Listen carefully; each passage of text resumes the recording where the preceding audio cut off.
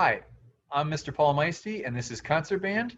If you ever need to reach me, pmeiste@lths.net is a great way to do so. Common question that the band directors have gotten over the last month is, how do you have band over Zoom?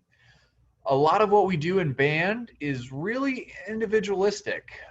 Being able to play your instruments, playing all the scales, and being able to read music and understand how to read all the different rhythms on the page. All of that stuff can still happen over Zoom. Really, the only thing that's not happening over Zoom is balancing, saying like, oh, I need more of the tuba and less of the flute. So that's not happening, but everything else is still pretty much the same. Each day, the students should log on to Zoom and attend class. Students mute themselves so they can hear me playing on my French horn, or they can hear my computer playing smart music, but they can't hear the other students. So they're still trying to tune and adjust to someone. It's just not 50 other students. But we're still playing all of the same warm-up scales and music that we would in the normal classroom. And students receive feedback based on their recordings. They upload them on Canvas, and I either give them written comments or I try to give them a short video or audio recording. Concerts, we still don't have a great answer for how we're going to have concerts, but one possibility is to record a socially distanced performance in a large space, such as the field house, get everybody together, have markings on the floor so everybody's staying a safe distance apart, and then just record it with no audience and then post it online later for people to see. If that's not possible, we'll also try to put together videos of the students playing individually and then just mash them all together. You've probably seen things like that on the internet. Marching band, we're still hoping that maybe we can have some form of marching band. If anything, it would be a great way to get everybody together. Being outside is safer, and obviously there's markings on the field, so you know exactly where to stand. I'll be on the 5-yard line. So we're hoping that'll still happen. We've put forth a socially distanced plan to the administration. We're waiting to hear back from that, and of course see what's safe and best for our community. Again, everything's up in the air a little bit this year, but that's okay. We're going to figure it out and make it all work.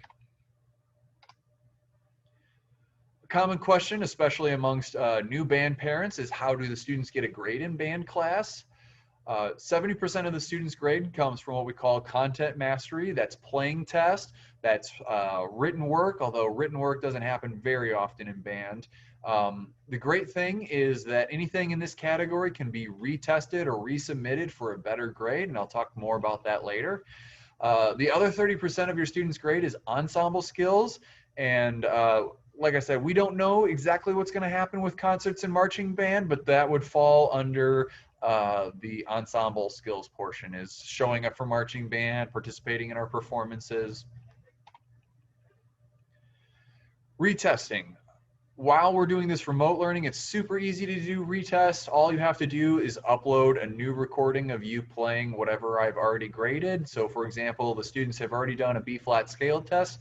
If they want to take it again, they don't have to find some special assignment or email me asking if they can retake it. All they have to do is go on Canvas and record themselves again, upload it. I get a notification that there's something new for me to grade. I grade it, it gets in the grade book, and it's done.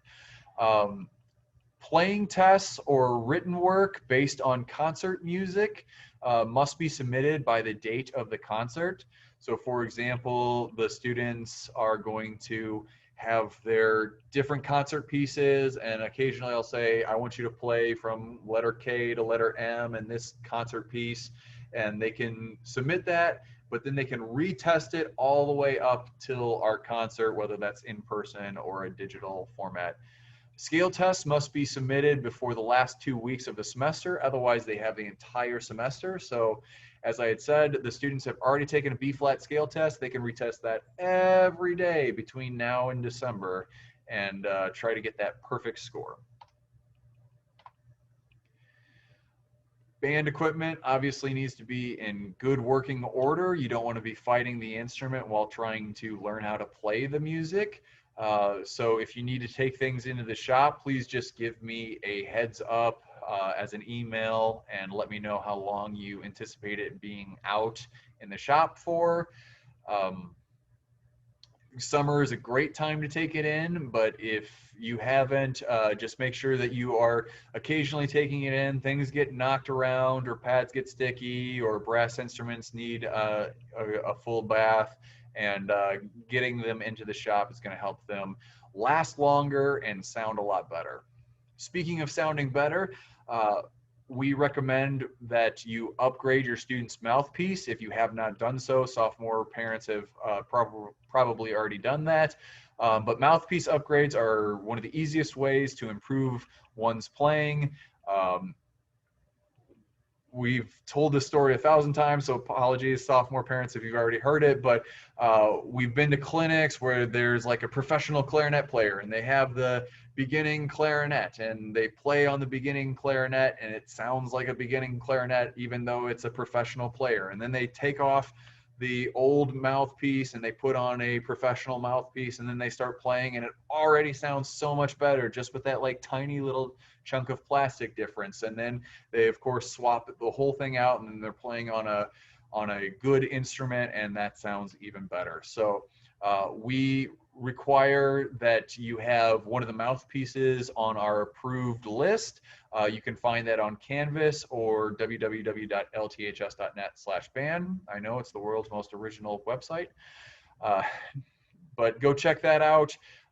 You can have a better mouthpiece than what we have recommended, like if you're taking private lessons and the teacher recommends something better, but we want to make sure that everybody's sort of on the same playing level for their instruments. Obviously, instrument upgrades is a big decision for you and your family. When the time is right, a new instrument always helps students want to play more. They want to play the new shiny thing, and it is really going to make them sound better. It's always frustrating when students are fighting like old mouthpiece that's not letting them blow as freely as they want, or if they're constantly having to take their instrument into the shop because the buttons aren't covering all the holes as well as they should. So certainly look into the mouthpiece upgrade and consider an instrument upgrade if you haven't done it in a while. So we have no idea what concerts are going to look like this year. Typically, the concert dress is a white shirt, black on bottom, black bow tie for the gentlemen. Tuck shirts are not required, but preferred. Some of you might have came from junior highs that had a tuxedo shirt. It's not required for us, but we would rather have them. Having said that, we have no idea what this is going to look like, and if we get to a concert and we're wearing t-shirts and jeans, that's fine for right now, but hopefully things will get back to normal sooner than later, and we'll all be wearing our white and black. So the expectation for concert band students are that they're practicing 30 minutes every day. Students should try to practice every day and not just set specific days. Sometimes that's good to have it in the calendar and say, well, Monday we're practicing here and Tuesday we're practicing here.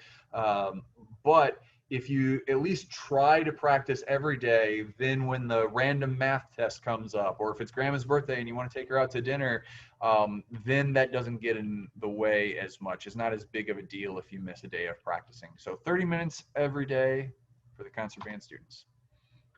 Lessons are not required of concert band students, but they're highly encouraged. It's a great way to become better on your instrument. Some people think, well, lessons are only for people who are bad at their instruments. And then some people think, well, lessons are only for people who are good on your instruments. It's for everybody. You get to work with a specialist on your instrument. I'm a pretty good French horn player, and I can say all the different special fingerings and lip tricks that you need to do to sound great on a French horn, but I can't do that on an oboe or a bassoon. So having somebody work with you who has their masters on their instrument and been playing it longer than your student has been alive, it's really helpful and effective.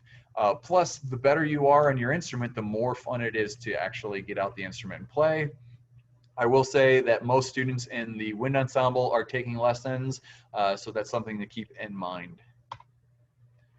Lastly, just a friendly reminder, all forms that I've discussed tonight, whether it's the private lesson teacher list or the mouthpiece upgrades, the calendar, if we ever get back to that, that's all available on www.lths.net/band, or it's available on Canvas. So hopefully that answers your questions. If you have any comments, questions, or concerns, you can always write me at pmeiste@lths.net.